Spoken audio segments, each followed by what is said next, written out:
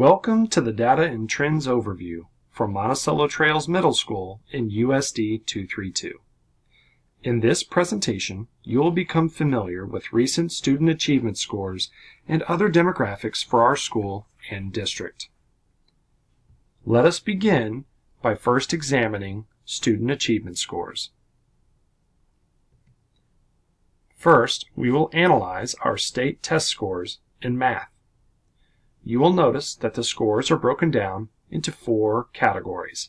A score of 1 means students scored below grade level. A 2 means students were near but below grade level. A 3 means students met grade level expectations. And a 4 means students earned above grade level expectations.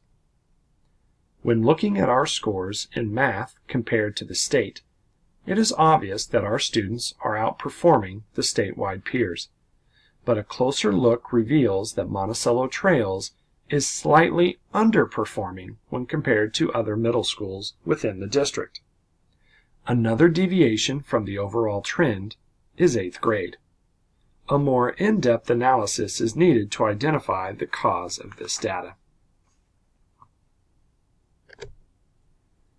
Our math scores can be further broken down by examining the results for subcategories of students. The data shows that all demographic subsets scored below the building average. While students receiving free and reduced lunches and Hispanic students scored below building average, students with disabilities and African American students were far off the building norm, scoring even lower than the state average. Without knowing the exact causes for these differences, it is clear that changes are needed in the curriculum and instructional practices to better reach these students. Next, let's see how we did on the ELA test. Again, we see that our district and building have more students scoring at or above grade level than the state average. Similar to the math scores, we see 8th grade underperformed compared to 6th and 7th graders within our building and throughout the district.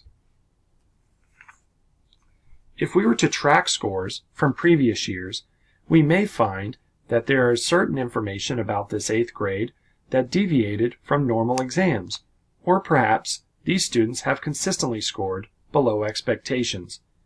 No matter what we find, further investigation is still needed. As we dive into the demographic results for ELA, the same trend appears as the one witnessed in the math data. Students belonging to subsets of the school population achieved at lower rates. Once again, these, or those with the lowest scores, belong to students with disabilities and African American students. What is it about our school, our teachers, or our curriculum that is not allowing these students to succeed? Now that you are in the know about Monticello Trails and USD 232's test scores, it's time to familiarize ourselves with some other trending data. In the attendance category, you will notice that Monticello Trails and USD 232 both have higher rates of attendance than the state average. This improved rate also holds true for ACT scores. The students within the district compared to the state are outperforming the average. Next, we see that USD 232 has an almost 10% advantage in our graduation rate. And finally, we see that at an astounding 0.3% dropout rate, we are beating the state average yet again. An overall trend or correlation begins to reveal itself, that higher rates of attendance impact student achievement, which results in an increased graduation rate and a decrease in dropouts. With this information, we are armed with even more motivation to design improved school processes to reach all demographics of students within our school and throughout our district. Thank you for taking the time to view this information. If you are interested or have more questions, Please feel free to visit the web address on the screen and explore our school and district report cards on the KSDE website.